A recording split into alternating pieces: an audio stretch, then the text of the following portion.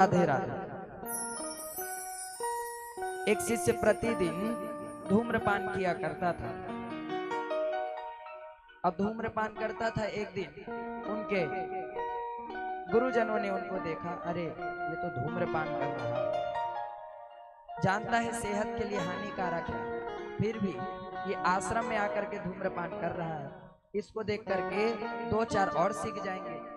तो उनको बुला करके पूछा, ए बालक इधर आओ। शिष्य क्या? जी गुरुदेव। हाँ, धूम्रपान करते हो? हाँ गुरुदेव करता हूँ। क्यों करते हो? क्या करूं गुरुदेव, मैं भी छोड़ना चाहता हूँ लेकिन आदत सी लग गई है। ये आदत बड़ी बुरी चीज है। यदि सत्संग में ढल जाए तो जीव को नैया पार लगा देती है, और कुसंग में ढल जाए तो नैया डुबा देती है। बोलो राधे राधे। तो आदत लग गई है गुरुदेव। अच्छा, आदत लग गई है। गुरुदेव ने मन में विचार किया, एकदम से कह दूं छोड़ने को तो छोड़ नहीं पाएगा। तो गुरुदेव ने कहा, अच्छा ठीक है, तू पीता है ना, पान करता है ना? हाँ गुरुदेव करता हूं। तो गुरुदेव ने कहा कि हफ्ते में एक दिन, रविवार के दिन तू पान किया करना, बाकी सब दिन छोड़ दिया करना। एक दिन पान कर। गुरुदेव ने मन में विचार किया कि ये पूरे 7 दिन पान करता है, धूम्रपान करता है, तो इसकी आदत नहीं छूट रही है। 6 दिन नहीं करेगा, एक दिन करेगा, तो धीरे धीरे करते करते इसकी आदत छूट जाएगी। बोलो राधे राधे।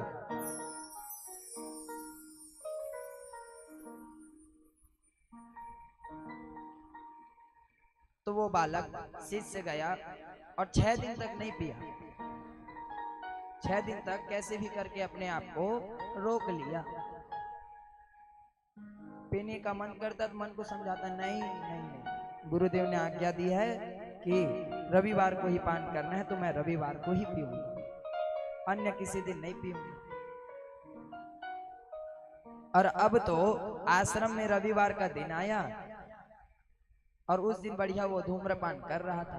कुछ शिष्यगण और देखे, कहने लगे, अरे भाई तुम अभी तक तो छिप छिप करके धूम्रपान करते थे, और अब सबके समक्ष बैठ करके धूम्रपान कर रहे हो। गुरुदेव को पता चलेगा तो बड़े वो नाराज होंगे, बड़े क्रोध करेंगे तुम पर।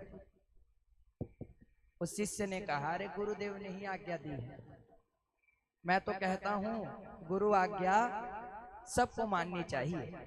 मैं तो कहता हूँ मुझे तो गुरु आज्ञा प्राप्त हुई है, रविवार के दिन पी सकते हो, ऐसी गुरु की आज्ञा है, आप लोग भी पियो। तो अपने पिए और अपने मित्र जनों को भी पिलाना प्रारंभ कर दिया। बोलो राधे राधे। अब गुरु जी आकर के आश्रम में देखते हैं, अरे पूरा धुआं ही धुआं, धूम्रपान की दुर्गंध आ रही है। जाकर देखते हैं तो ये बालक मस्त धूम्रपान कर ही रहा था, साथ में अपने मित्रों को भी करा रहा था। जाकर के क्रोध किए, क्यों तुम लोग धूम्रपान कर रहे हो सबके सब? तो आकर के खड़ा हो गया, गुरुदेव आप ही ने तो आज्ञा दी थी कि 6 दिन नहीं पीना है और 7वें दिन पी सकते हैं। तो कहने का अर्थ है कि वेद यदि कहते हैं तो पहले हर क्षण क्षण में हिंसाएं होती थी, तो इस हिंसा को कम करने के लिए, यद्यपि वेद ने कहा है कि हिंसा बलि देनी चाहिए यज्ञ में, तो इसलिए कहा है पहले हर क्षण क्षण में हिंसा होती थी। वेदों ने कहा कि ये जो बलि होगी वो यज्ञ में बस होगी, यज्ञ के अतिरिक्त कोई भी बलि नहीं चढ़ाएगा। क्यों? क्योंकि हिंसा करने वाले यदि मांसाहार करना चाहेंगे तो उनको यज्ञ करना पड़ेगा, और यज्ञ करने, मांसाहार करने के लिए यज्ञ थोड़ी ना कराएंगे कोई, तो धीरे धीरे ये मांसाहार कम हो जाएगा। और इसे तो अपना दिनचर्या ही बना लिए हैं। गुरुजी ने उनको इसलिए कहा कि रविवार को पी लेना, ताकि उनकी आदत छूट जाए, और उससे अपनी आदत तो नहीं सुधारी और अपने मित्रों की आदत और बिगाड़ दी। बोलो राधे राधे। तो नारद जी महाराज कहने लगे कि आओ मैं तुमको एक कथा सुनाता हूँ।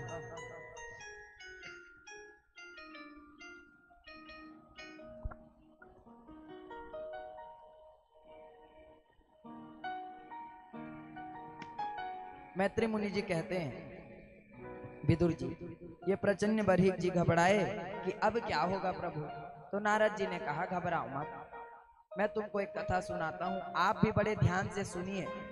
एक कथा को यदि समझ गए, श्रवण कर लिए, तो निस्संदेह ही आपको सत्य ज्ञान प्राप्त होगा। बोलो राधे राधे।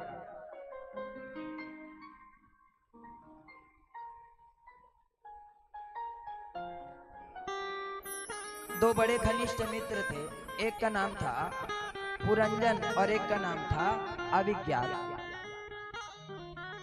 ये पुरंजन जो है अविज्ञात बने, दोनों घनिष्ठ मित्र थे। और एक दिन पुरंजन ने कहा विज्ञात से कि हे अविज्ञात, हे मित्र, चलो हम कहीं भ्रमण करके आते हैं, घूम करके आते हैं। अविज्ञात ने कहा कि मुझे तो नहीं जाना है भाई, मेरा तो मन नहीं है, तुमको जाना है तो तुम जा सकते हो, लेकिन याद रखना यदि वहां जा करके मुझे भूल जाओगे तो वहीं घूमते रह जाओगे।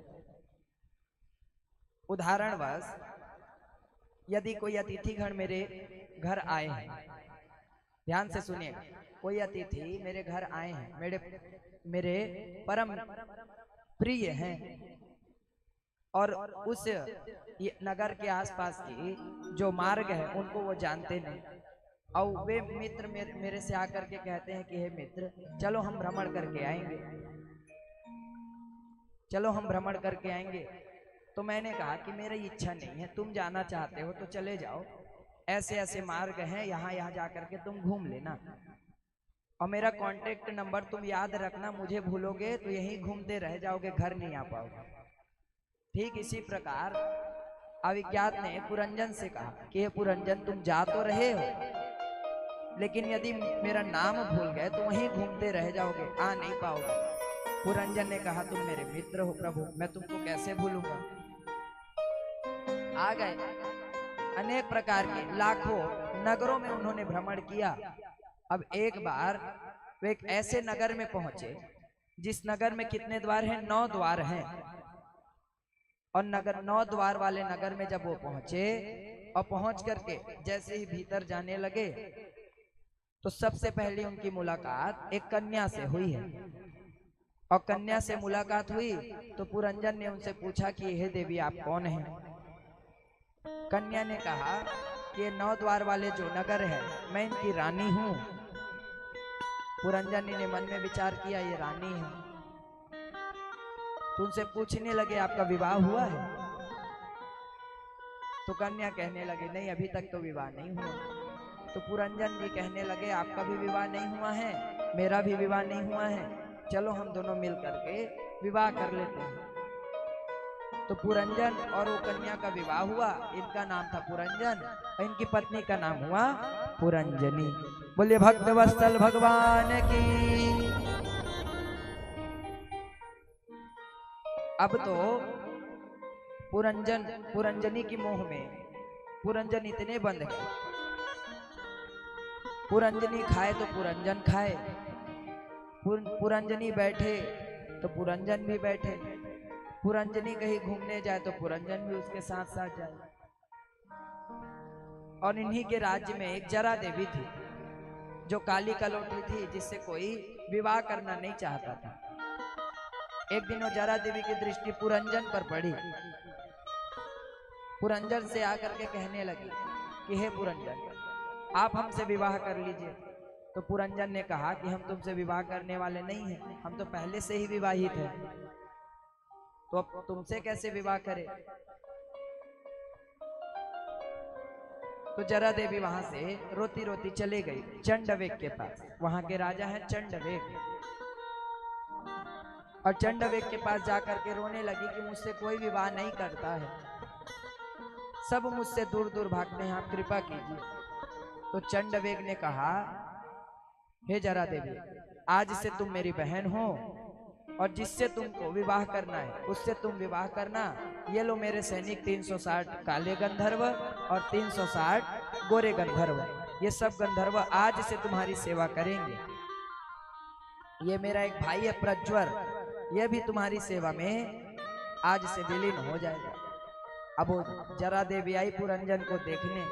पुरंजन खड़े हुए थे, वो जरा देवी ने आकर के उनसे विवाह कर लिया। जब पुरंजन जी वहां से भागने लगे तो चंडवेग जो इत्यादि चंडवेग के भेजे हुए 360 काले 360 गोरे जो गंधर्व थे, उन्होंने उनको घेर लिया पुरंजन को।